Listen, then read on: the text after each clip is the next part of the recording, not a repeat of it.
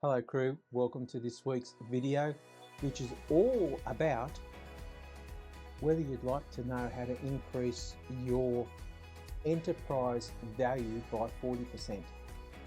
That's right, we're going to talk about how we can do that by having a defined niche and how so many businesses are not taking advantage of a niche.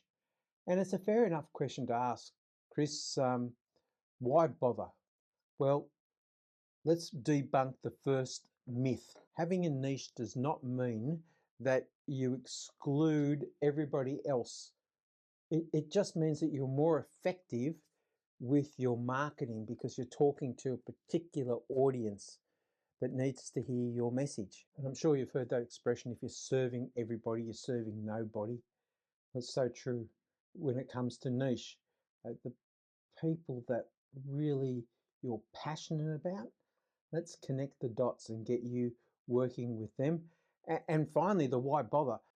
40% increase in your business's enterprise value. I know you might have only been in business for 3 years and the last thing you've been thinking about is selling.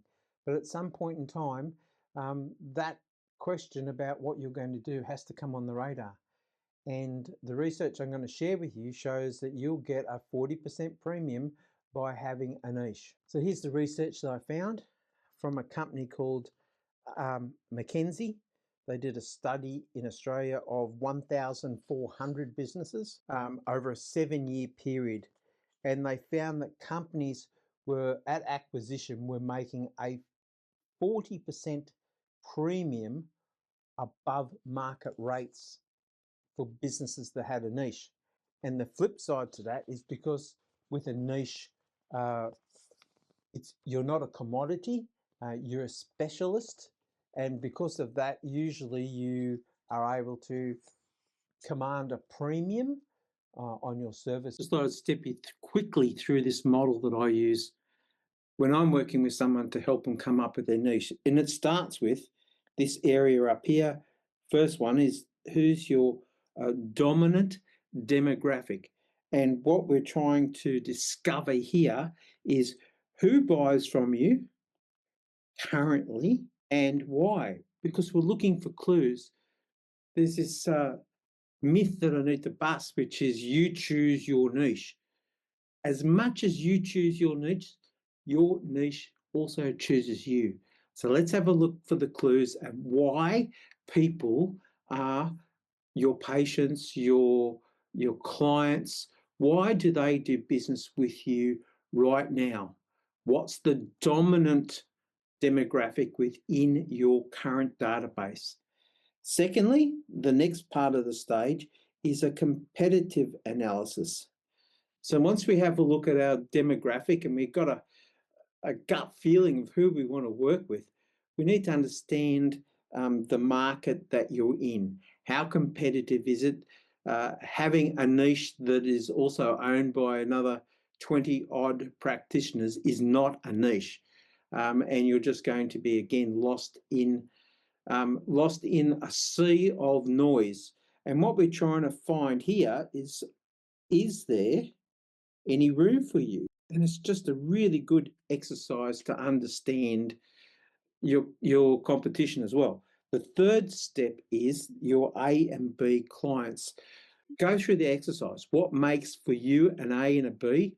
And the C's and the D's, we need to start communicating differently to your A's and B's that you discovered up in the first step. They were your most dominant demographic. So we need to improve our comms and use languages and offers that attract your A and B clients and to a degree repel your C and D's. And over a period of time, you'll end up with more of the people that you want to work with, your niche.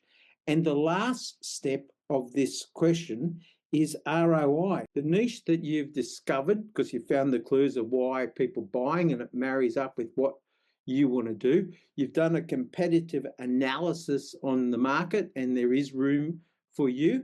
You've worked on your communication, so you're talking to the right people. The next part is Is there a return on this investment? Say you had to buy a new bit of machine, you had to make a significant investment. Is there a return? The commercial reality. Is there a value in you embarking on this particular niche? Let's reiterate the benefits of you putting in an effort to define your niche. Well, number one, there's less competition. You stand out from the pack, and therefore you can command a different rate than everybody else. In a world where big corporates are doing their best to commoditize, you can stand out. One thing you haven't considered possibly is the stickiness that you're going to have with your clients or patients right now.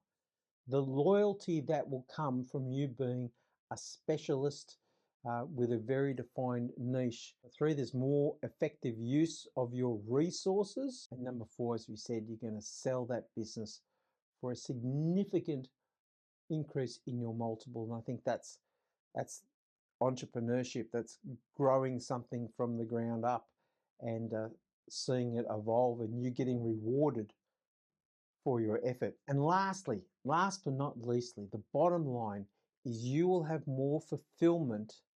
You will be more motivated and inspired to work with your niche once you've defined it. Here's what I want you to do next. Please like and subscribe to this video.